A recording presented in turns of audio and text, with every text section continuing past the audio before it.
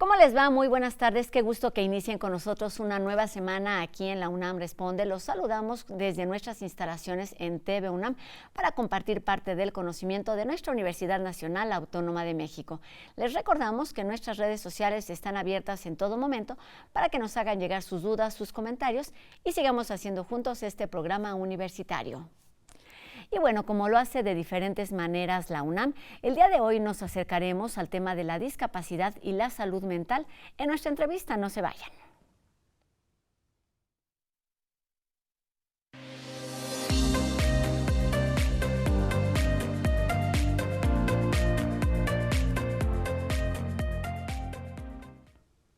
Como parte del Foro 2020, este 24 de agosto se llevará a cabo la mesa de análisis titulada Visibilizando la discapacidad y la salud mental desde la educación.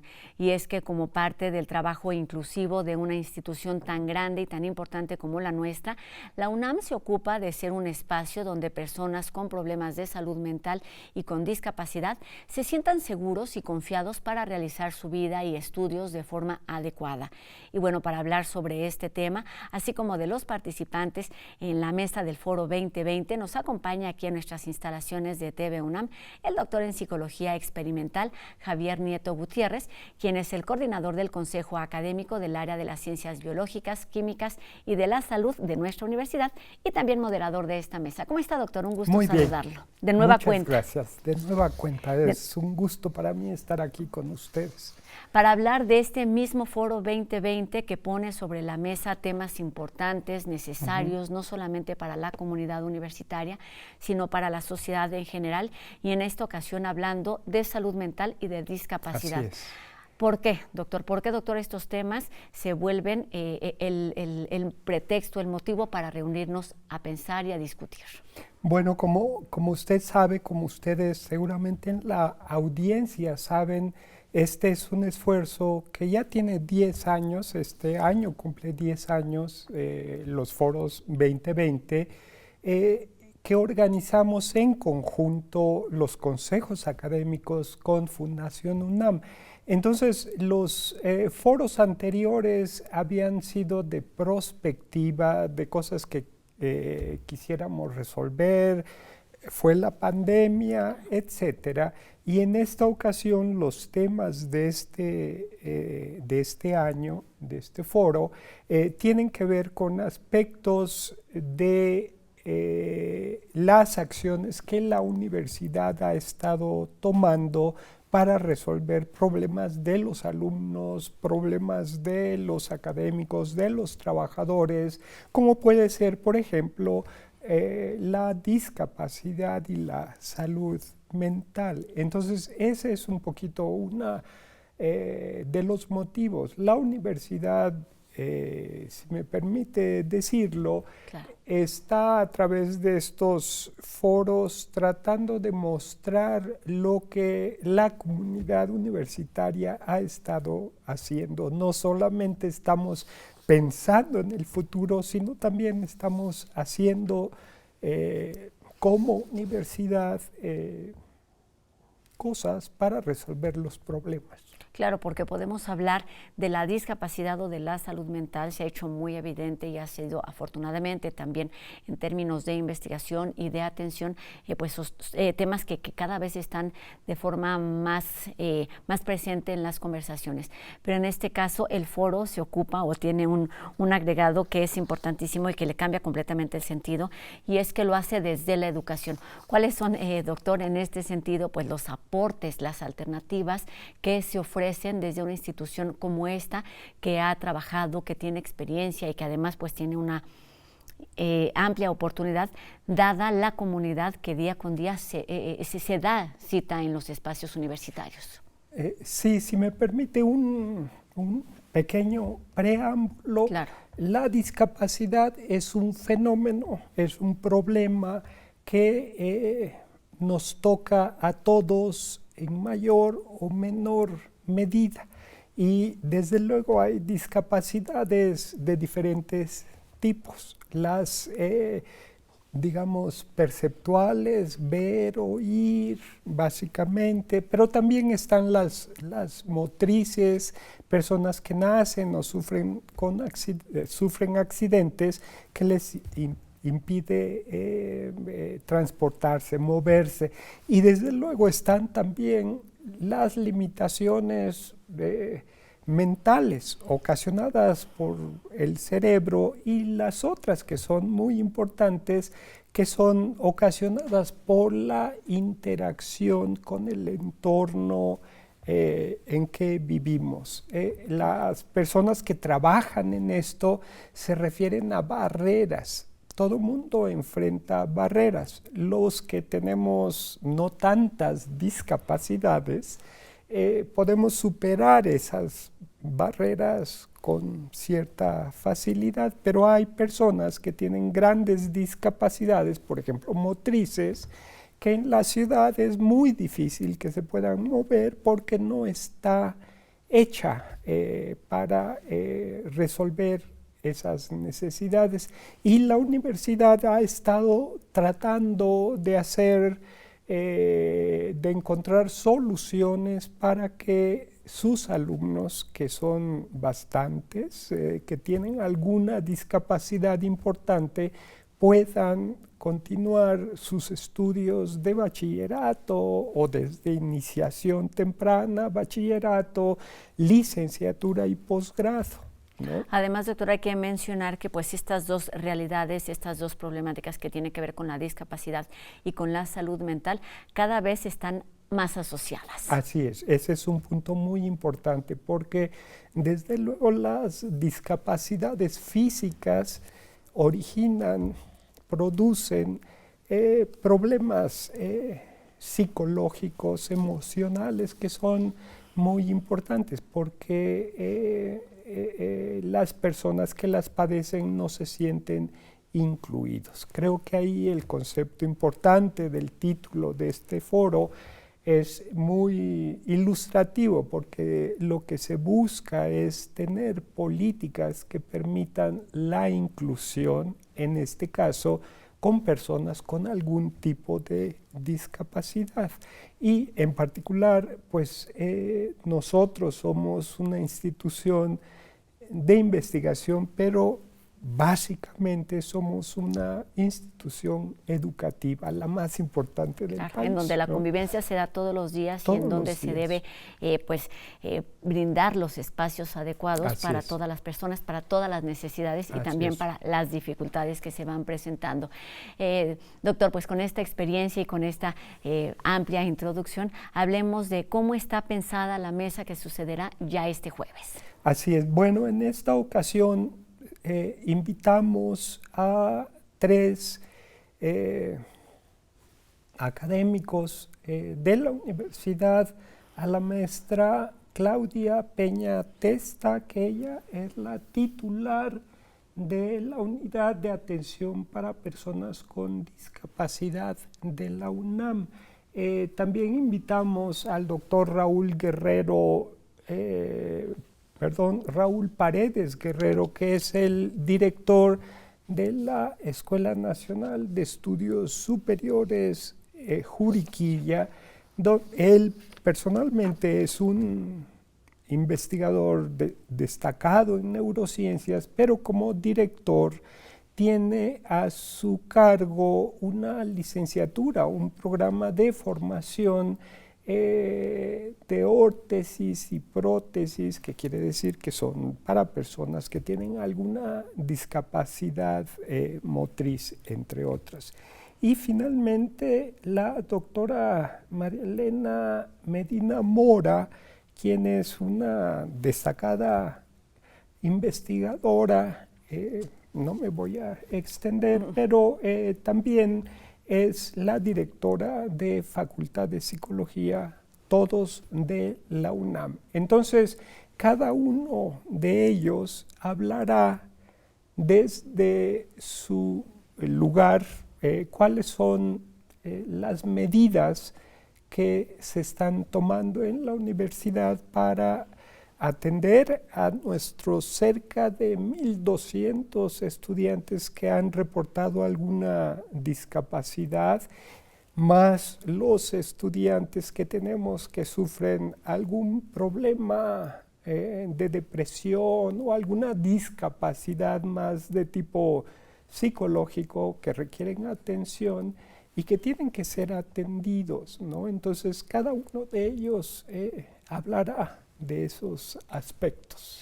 Doctor, importante reiterar esto, la universidad tiene distintos programas que permiten que en la vida práctica funcione, pero ¿qué sucede desde la academia? ¿Qué sucede desde las instituciones, desde los investigadores, las instituciones, no, las instancias de la universidad, de una institución como la nuestra, en el sentido de pensar lo que decía hace unos minutitos, que tiene que ver con los objetivos de este Foro 2020, que es atender aún antes de que esté sucediendo? ¿Cuáles son estas responsabilidades y estas líneas que se plantean desde la coordinación a su cargo? Bueno, lo que nosotros tratamos de fomentar es que, por un lado, como dije hace un momento, el tema de las discapacidades y de la salud mental sean visibles. A veces lo que ocurre es que las propias personas que padecen una discapacidad por cuestiones psicosociales se aíslan y no son visibles. Entonces son oportunidades de vida que ellos pierden. Hay por ahí unos datos, por ejemplo, en el país el número de personas con discapacidades es de millones, bastantes.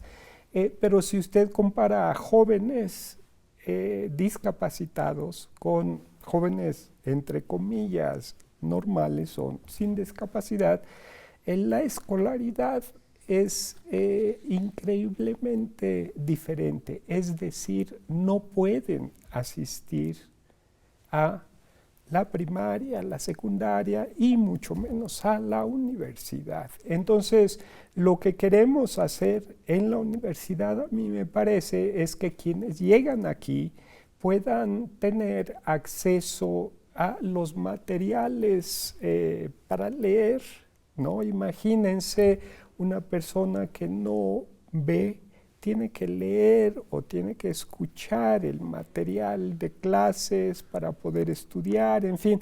Y entonces implica de parte de las licenciaturas poder tener material que sea accesible a esta población con ese tipo de deficiencias.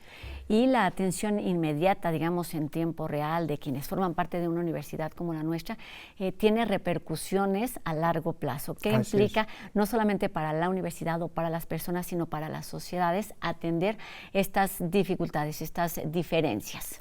Pues es el punto de inclusión para que seamos una universidad más equitativa, un país más equitativo, más justo. Deberemos atender esas necesidades, ¿no?, que tiene la población. Algunas de ellas, por ejemplo, las dificultades o discapacidades mentales pueden ser muy serias, porque en algunos casos de depresión o de algunas enfermedades de esta naturaleza pueden, además de afectar el desempeño escolar, a veces en los casos muy agudos y que no sean atendidos oportunamente, pues pueden llegar al fallecimiento de la persona, ¿no? Entonces creo que eso implica un cuidado de la salud incluyente, extensivo, y esta población en particular es necesita mucho del apoyo de programas universitarios. Y en este sentido de ser un espacio incluyente, ¿qué es lo que nos toca al resto de las personas que no están incluidas en el porcentaje de personas con algún tipo de discapacidad o de problemas con salud mental, que también es una tarea importante como comunidad universitaria, ¿no? Bueno, esa es una pregunta muy importante. Yo creo que tenemos, para empezar, que ser solidarios con las personas que tienen esas discapacidades. Por ejemplo, los que no ven, si nosotros podemos ayudar a que se muevan, a que se transporten, es algo que podemos hacer. Y profesionalmente hay ciertas áreas que fácilmente podrían dedicarse a producir materiales educativos para esta población, pero aún digamos, la ciencia dura, ¿no? Finalmente, la percepción llega a diferentes zonas del cerebro por ciertas vías. Entonces, las gentes que están trabajando en tecnología y en innovación aquí en la universidad podían contribuir elaborando, inventando aparatos que pudieran servir si las personas no escuchan, si no ven, en fin. Y en este sentido, digamos, con este panorama, entonces, lo que se busca en esta mesa del Foro 2020 es ¿qué, doctor? Escuchar a los especialistas, pero hablar con los universitarios, pero dirigirse a las personas que padecen algún tipo de discapacidad. ¿Cuál es el objetivo final? El objetivo son todos esos 3 que mencionó. Desde luego es hacer del conocimiento de quien no lo tenga que existe esta población que es importante numéricamente y requiere del apoyo de programas universitarios y de nuestra disposición como universitarios para atenderlos.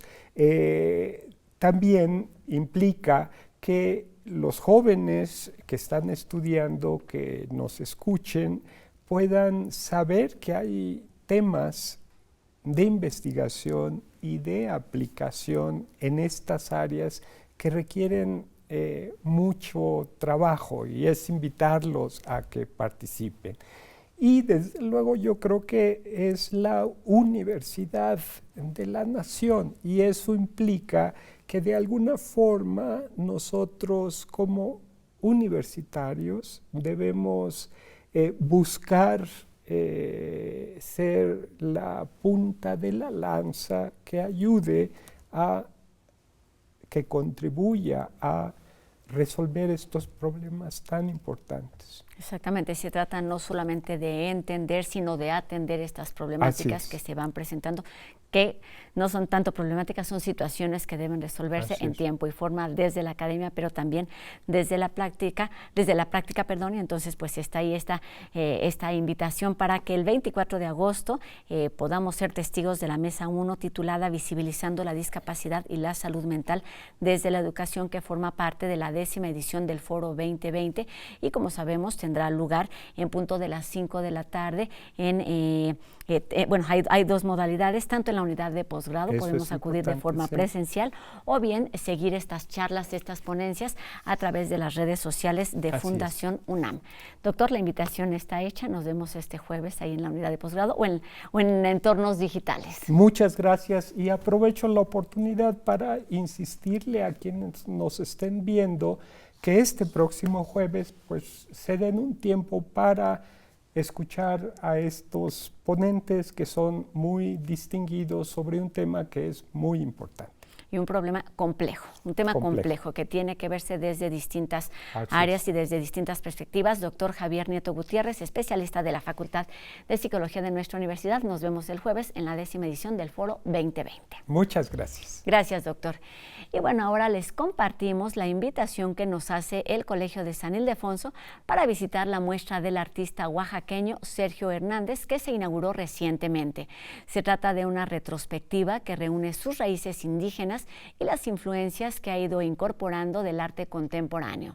143 piezas en técnicas como óleo, fresco y gráfica conforman una muestra de la trayectoria de este representante de la escuela oaxaqueña, que nos presenta pasajes de nuestra historia indígena y colonial. Durante el recorrido también se desbordan fantasías, sueños, mitos y arquetipos que ejemplifican la creatividad de Hernández.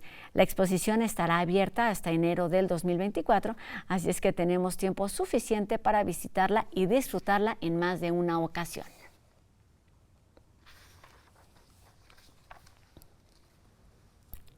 Este lunes, el doctor Carlos Rosales da seguimiento a las dudas que van surgiendo en torno a los sustitutos del azúcar y los efectos que ocasionan en nuestro organismo y en nuestra salud.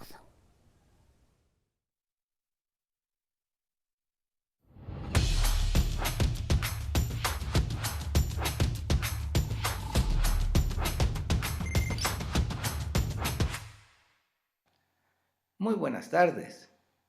Hemos visto que el uso de edulcorantes o sustitutos de azúcar no es realmente útil para el control de la obesidad y la diabetes.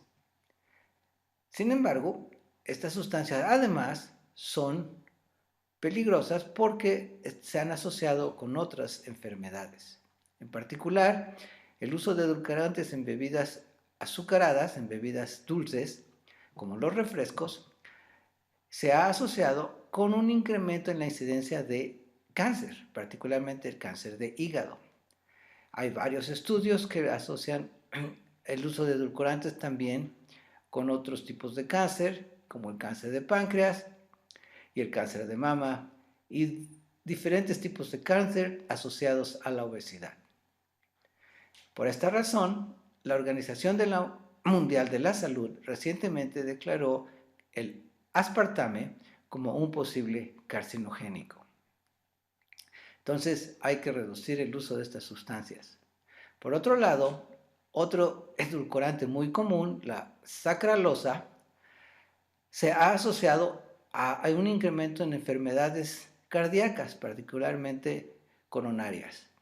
Y también la sacaralosa se ha visto que reduce la eficiencia de la respuesta inmunológica, particularmente afectando el funcionamiento de los linfocitos T, que son las células responsables de iniciar la respuesta inmunológica. Por tanto, el uso de edulcorantes debe ser reducido al mínimo. En México, la Secretaría de Salud declara que estas sustancias no deben ser consumidas por los niños y, por tanto, tampoco son muy buenas para los adultos. Reduzca el uso de edulcorantes al mínimo y fomente una dieta variada. Cuídese mucho. Gracias. Hasta luego.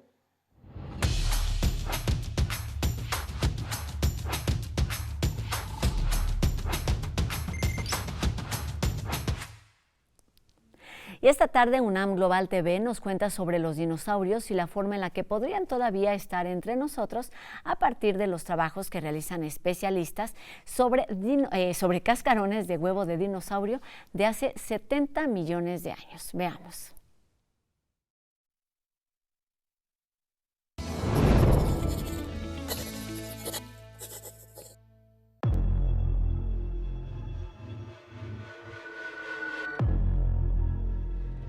Esta teoría de la extinción de los dinosaurios se podría complementar a una nueva versión, es decir, quizás no se extinguieron definitivamente en la Tierra, sino quizás evolucionaron de una manera diferente. ¿Existen dinosaurios hoy en día? ¿Cómo sobrevivieron todos estos años? Estas son algunas de las interrogantes que el Dr. Abel Moreno y un equipo de investigación han tratado de responder desde hace 25 años, a través de aislar, purificar y caracterizar proteínas relacionadas con la evolución, como las proteínas intraminerales o ancestrales que están en cascarones de huevo de algunas aves y reptiles. Tratar de estudiar la genética que hay detrás de estas proteínas, ver si estos genes de alguna manera estuvieron presentes en aquella época, ¿no?, en la que los dinosaurios existieron, y si esas proteínas existen todavía en estos cascarones. Los científicos han realizado este estudio con ayuda de las nuevas técnicas de radiación sincrotrón que permiten llegar a niveles atómicos con mayor precisión para determinar estructuras cristalográficas en muestras de cascarones proteínas ancestrales. Primero comenzaron con el análisis de cascarón de huevos de gallina, después con los de avestruz, emú y ñandú, luego de cocodrilo y recientemente con los cascarones de 5 dinosaurios de hace 70 millones de años hallados en Baja California. Lo que descubrieron fue que aves como las gallinas son los animales más evolucionados de este grupo, ya que tienen solamente una de estas proteínas intraminerales que es la mayoritaria en contenido, mientras que avestruces, emúes y ñandúes son aves ancestrales porque tienen doble proteína intramineral, lo que significa que ésta se ha preservado en el tiempo. Y con ello se puede decir que en pleno siglo XXI, a través de estas proteínas habitan en el planeta dinosaurios, pero con otra forma debido a la evolución. Si nosotros entendemos cuál es el papel que juegan o que jugaron estas proteínas intraminerales en la formación de este cascarón, nosotros podríamos ya replantearnos este asunto, es decir, cómo nosotros sí podemos proteger a un ave en peligro de extinción para tratar de salvarla. La próxima vez que vea un ave, piense en qué tan afortunado es de tener cerca un descendiente de aquellos grandes animales que habitaron el planeta durante 135 millones de años.